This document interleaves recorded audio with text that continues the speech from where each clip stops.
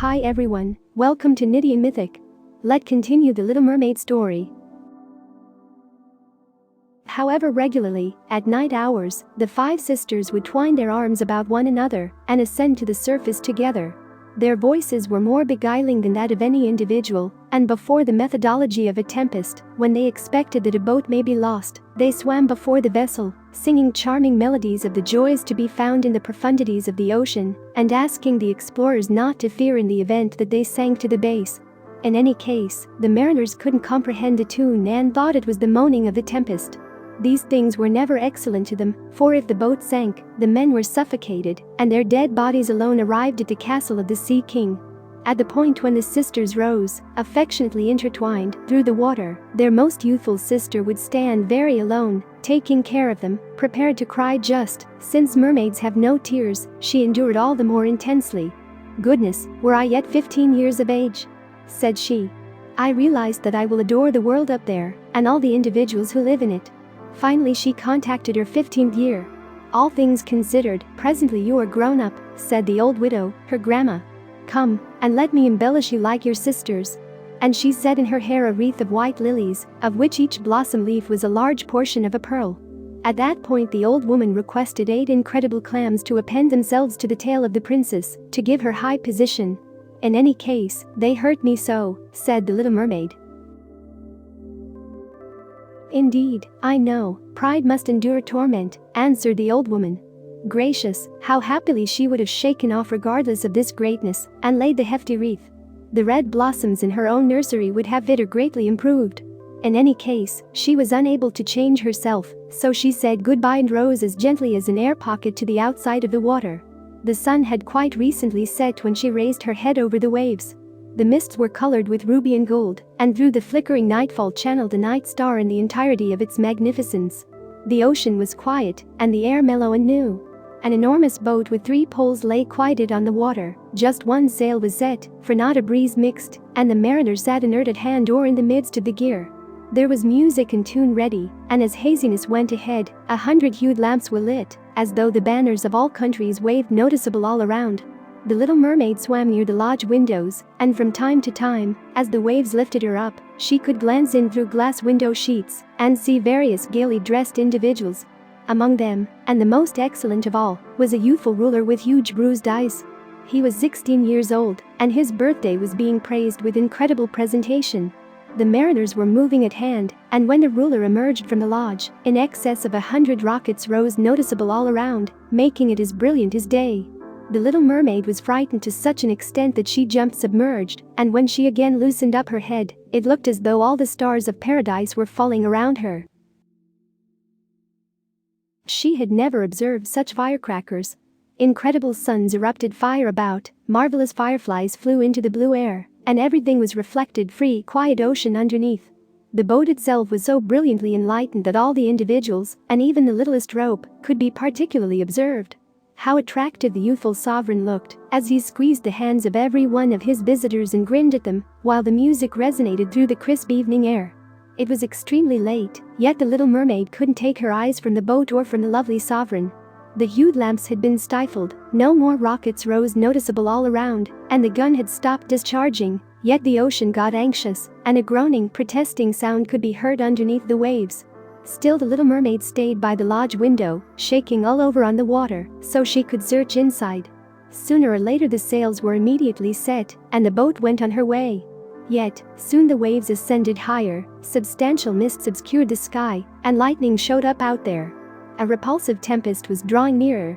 Again the sails were folded, and the extraordinary boat sought after her flying course over the seething ocean. The waves ascended mountain high, as though they would up and over the pole, however the boat jumped like a swan between them, at that point rose again on their grandiose frothing peaks. To the Little Mermaid this was wonderful game, yet not so to the mariners. Finally the boat moaned and squeaked, the thick boards gave path under the lashing of the ocean, as the waves broke over the deck, the mainmast snapped in half like a reed, and as the boat lay over on her side, the water surged in. The Little Mermaid currently saw that the team were at serious risk, even she was obliged to be cautious, to maintain a strategic distance from the bars and boards of the disaster area, which lay dispersed on the water. At 1 second it was black as night with the gold that she was unable to see a solitary article. However, when a blaze of lightning came it uncovered the entire scene. She could see each one who had been ready aside from the sovereign. At the point when the boat separated, she had seen him sink into the profound waves, and she was happy, for she figured he would now be with her. At that point she recalled that people couldn't live in the water, so when he got down to her dad's castle, he would positively be very dead. No, he should not kick the bucket.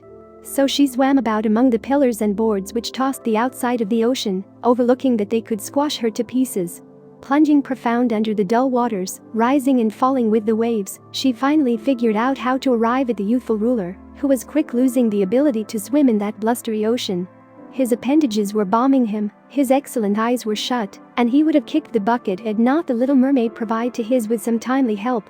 She held his head over the water and let the waves convey them where they would. In the first part of the day the tempest had stopped, however of the boat not a solitary section could be seen. The sun came up red and sparkling out of the water, and its shafts brought back the shade of well-being to the sovereign's cheeks, however his eyes stayed shut. The mermaid kissed his high, smooth temple, and stroked back his wet hair. He appeared to her like the marble sculpture in her little nursery, so she kissed him again, and wanted that he may live.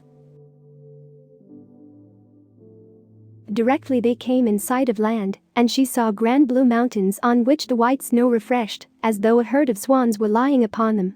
Lovely green timberlands were close to the shore, and close by stood an enormous structure, regardless of whether a congregation or a religious circle she was unable to tell. Orange and citron trees developed in the nursery, and before the entryway stood elevated palms. The ocean here shaped somewhat narrows, wherein the water lay calm and still, yet profound. She swam with the attractive sovereign to the seashore, which was secured with fine white sand, and there she laid him in the warm daylight, taking consideration to raise his head higher than his body. At that point chimes sounded in the enormous white structure, and some little youngsters came into the nursery. The little mermaid swam out farther from the shore and concealed herself among some high shakes that emerged from the water. Covering her head and neck with the froth of the ocean, she viewed there to perceive what might happen to the helpless sovereign. It was not some time before she saw a little youngster approach the spot where the ruler lay. She appeared to be terrified from the start, yet just for a second. At that point she brought various individuals, and the mermaid saw that the ruler sprung up again, and grinned upon the individuals who remained about him. Yet, to her he sent no grin, he realized not that she had spared him. This made her extremely troubled, and when he was driven away into the incredible structure, she jumped down into the water and came back to her dad's palace. She had consistently been quiet and mindful, and now she was more so than any other time in recent memory. Her sisters asked her what she had seen during her first visit to the outside of the water, however she could disclose to them nothing. Numerous a night and morning did she ascend to where she had left the sovereign. She saw the organic products in the nursery and watched them assembled. She watched the snow on the peaks liquefy away, yet never did she see the sovereign, and accordingly she generally got back more tragic than previously. It was her solitary solace to sit in her own little nursery and excursion her arm around the delightful marble sculpture, which resembled the sovereign. She quit any pretense of tending her blossoms, and they developed in wild disarray over the ways, twining their long leaves and stems round the parts of the trees, so the entire spot got dim and melancholy. Finally she could bear it no more, and informed one of her sisters all concerning it. At that point the others heard the mystery, and very soon it got known to a few mermaids, one of whom had a personal companion who happened to think about the ruler. She had likewise observed the celebration on board boat, and she revealed to them where the ruler originated from, and where his royal residence stood. "Come, younger sibling," said different princesses. At that point they weaved their arms, and rose together to the outside of the water, close to the spot where they realized the sovereign's castle stood. It was worked of brilliant yellow sparkling stone, and had long trips of marble steps, one of which came too very down to the ocean. Marvelous overlaid vaults rose over the rooftop, and between the columns that encompassed the entire structure stood similar sculptures of marble. Through the away from of the grand windows could be seen honorable rooms, with expensive silk draperies and hangings of embroidered artwork, and dividers secured with delightful compositions. In the focal point of the biggest salon a wellspring hurled its shimmering planes high into the glass dome of the roof, through which the sun shone in upon the water, and upon the wonderful plants that developed in the bowl of the wellspring. Since the little mermaid knew where the sovereign lived, she went through numerous a night on the water close to the castle. She would swim much closer the shore than any of the others had wandered, and once she went up the tight channel under the marble gallery, which tossed a wide shadow on the water. Here she sat and viewed the youthful sovereign, who thought himself alone in the brilliant twilight. She regularly observed him night times, cruising in a delightful pontoon on which music sounded and hails waved.